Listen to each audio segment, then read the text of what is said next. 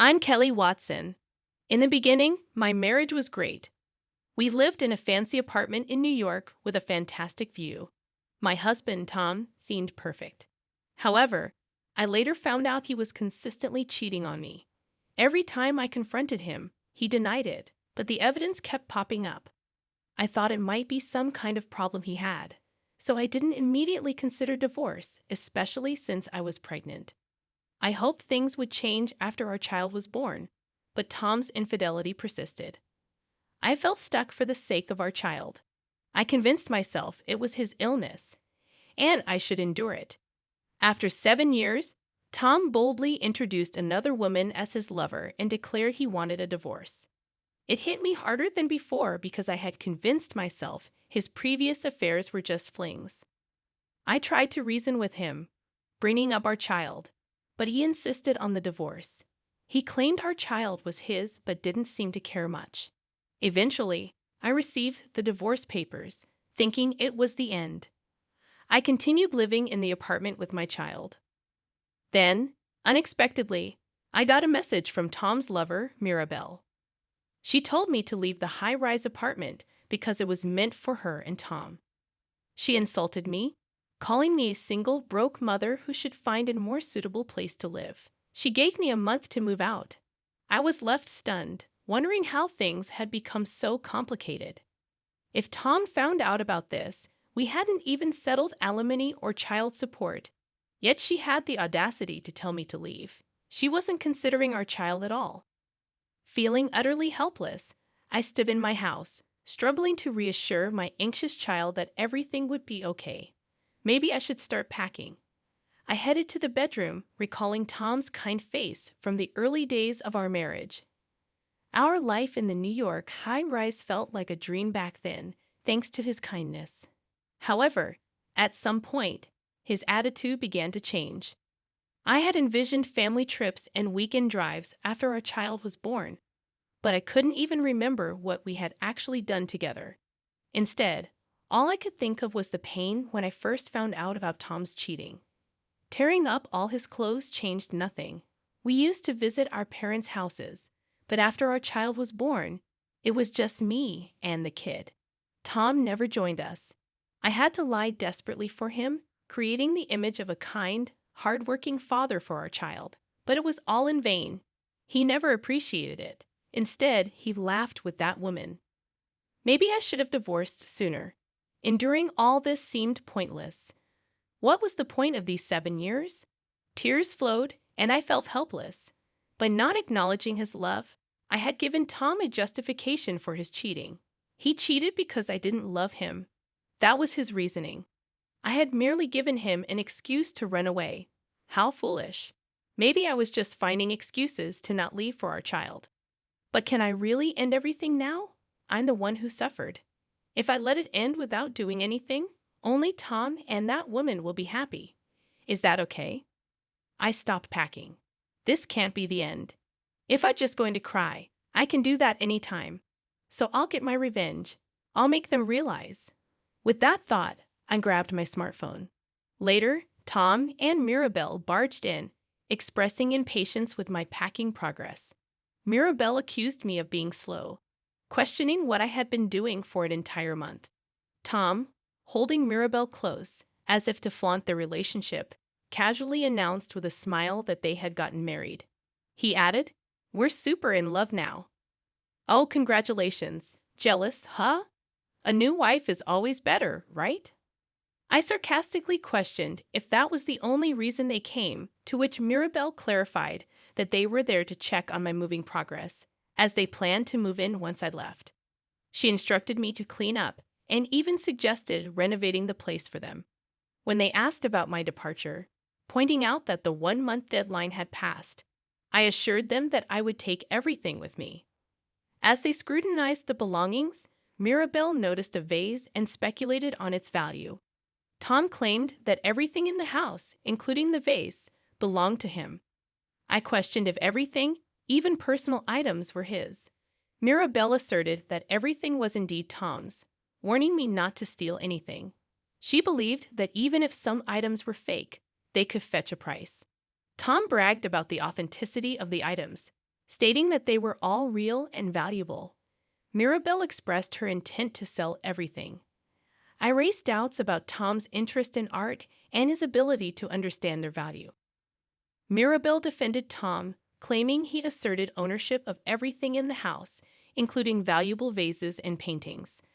I found it suspicious, given Tom's lack of interest in art, and suggested that I might be getting fooled. I'm not being deceived. He's a wealthy man. He could collect these items even without understanding their value. They might appreciate in the future, right, Tom?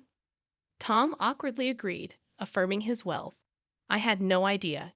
You divorced a wealthy man. Divorce was a mistake for you. Really? You divorced him.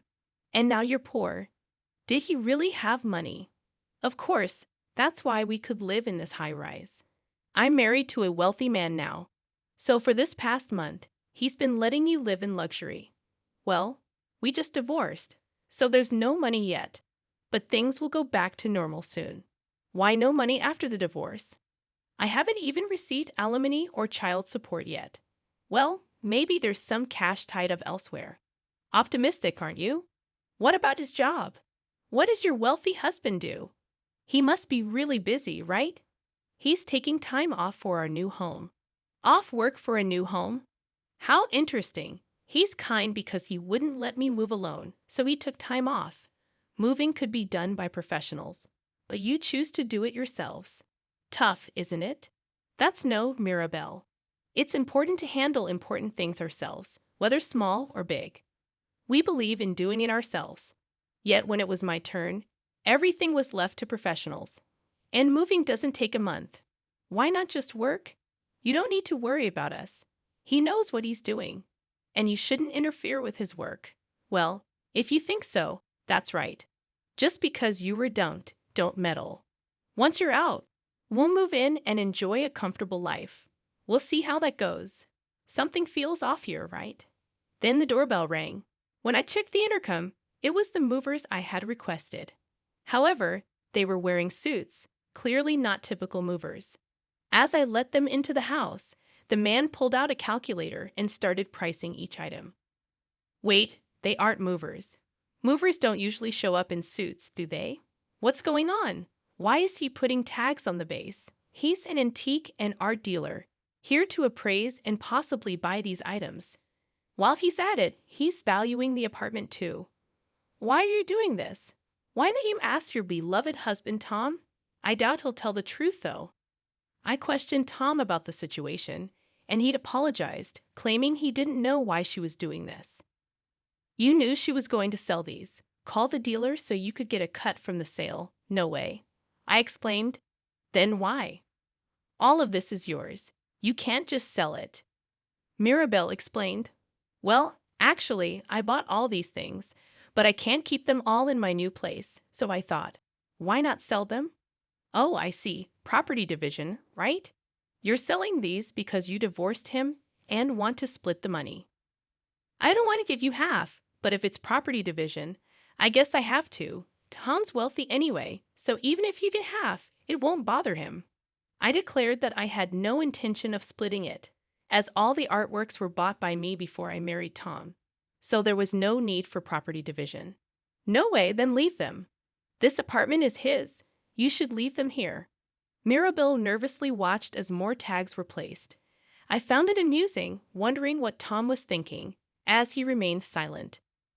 There'll be nothing left in the house, but they're all mine, so that's how it goes, Mirabelle. We're not losing the high-rise, no need to panic. But don't worry, I'll buy you whatever you want. If you can afford it, why not? Once the appraiser finished, he announced to me that the total value was over $1 million, as expected. Thank you for your hard work. When will you be able to collect everything? He replied that it would be in a day or two and left. In a day or two, these artworks would be gone, and I'd have to leave this apartment too. It meant tomorrow or the day after, so we could move by then. Yes, that's the plan. It'll feel empty without everything. But it means we can decorate with things we like.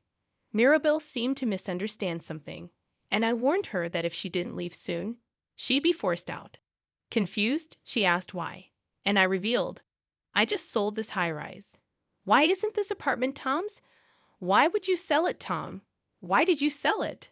This apartment is ours. You're both mistaken. Do you know when we started living here? Right after we got married, right? The question is, when was it purchased? Right after we got married. Do you remember buying it? No, I think it was already there when we got married. I clarified. Exactly. I bought this apartment with my money before we got married. What do you mean? So when he said he wanted to live in a high-rise, I bought it. Now that we're divorced, it's up to me whether I keep living here or sell it. So you sold it? Yes, you told me to leave. And I don't want to stay in a place I lived with him. It's the perfect timing.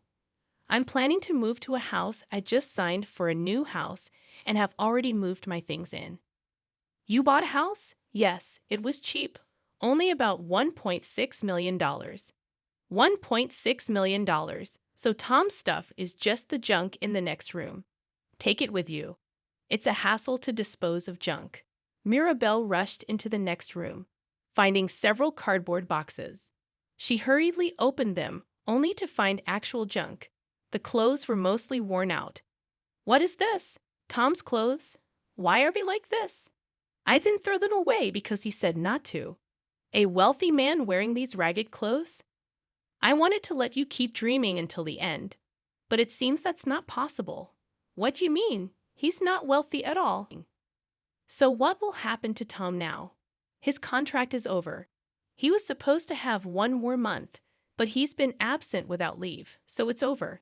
I thought he was wealthy. The wealthy one is me. So you were deceiving me? Not really. If Kelly hadn't divorced, I'd still be a wealthy man by marriage. But Mirabelle wanted a divorce, so I agreed. And with that, I'm out of the wealthy bracket. So because his wife was wealthy, he's penniless. Yep, a super poor person. Yep, if you knew that, why did you sell the art? Because I can't keep them in my new house. You could have left them. That's not how it works. Everything here is mine. There's nothing here that belongs to you two. I'm just disposing of my own stuff. Tom, do something. I concluded, well, that's how it is. Nothing. We can do it. You're saying this to me. This is his high rise, right? Say it is. It's not his high rise. It's the high rise I lived in with him. But I lived here too. I should have some right to stay. Oh, right. If he has the right to live here, we don't have to leave. Residency rights apply to rented properties. This is not a rental. I bought it in full before we got married. You left a month ago. You haven't lived here for a month. Where's the residency right in that then? Property division? I told you earlier. This apartment isn't a jointly acquired asset. It was bought by me before we got married. There's nothing to divide with you. You're penniless, and there's nothing I can do about it. Damn it! I thought we bought everything together. You never had that kind of money. You should take a good look at yourself. Tom seemed frustrated, trying to get something out of me. But with Tom's meager salary, there was no way he could afford anything, let alone own the apartment. Having faced this reality, the two of them left dejectedly. After a while, Tom contacted me again, asking where I was and admitting that he was out of money. I responded that it's none of his business where I live. Yeah, but I'm actually out of money. I know that already. What's your point? Tom explained that Mirabelle was blaming him for being broke, and his temp job had ended, leaving him unemployed. He asked if I could hire him at my company. I rejected the idea, stating that hiring my ex-husband was absurd. Tom mentioned that Mirabelle suggested it, thinking he'd be paid well as my ex-husband and the CEO of a large corporation. I found it ridiculous and pointed out that both Tom and Mirabelle were out of their minds. Tom pleaded for help, admitting that marrying Mirabelle was a mistake. He complained about not getting an allowance and asked for employment. I refused, stating that if I were to hire someone, it would be someone who actually works. Tom promised to work hard and even offered to write a pledge. I dismissed the idea, stating that even if he wrote a pledge, it wouldn't mean anything coming from him. Tom continued to plead, citing Mirabelle's potential anger if he didn't get a job. I remained firm, asserting that it wasn't my problem, and Tom had chosen his path. Tom expressed regret about his marriage to Mirabelle, revealing that she had a lot of debt and was on the blacklist of payday lenders. Surprised, I questioned why Mirabelle borrowed from such places, and Tom explained that she couldn't borrow from reputable sources as she never paid back. He revealed her intense obsession with money, particularly with keeping vases and paintings. Tom disclosed the significant amount she had borrowed, leading to a snowball effect of accumulating interest by borrowing from one place to pay another. It's quite impressive making snowballs without any snow. This is the worst. What should I do? Well, since she borrowed it, it's not my problem. The responsibility to pay it back is hers. So if I divorce her, I won't be affected. That's unlikely. Why? Why do you think she married you? Because I'm handsome? There are other handsome men out there. She thought you were wealthy. She thought marrying a wealthy man would erase her debts. Turns out you're broke. If she lets you go now, she'll have to pay back everything herself. She won't let you go. That's ridiculous. So that's why she's always talking about money. Maybe so. I'm basically working for her now. Looks like it. This is too much. Well, you made your bed. You betrayed me and our child. Mirabelle probably thought you'd be quiet about her cheating, just like you were with me, but fairy tales don't happen that often. I've been tricked. It's like the fox and the raccoon tricking each other. Fox and raccoon. Yes, both of you were deceiving each other.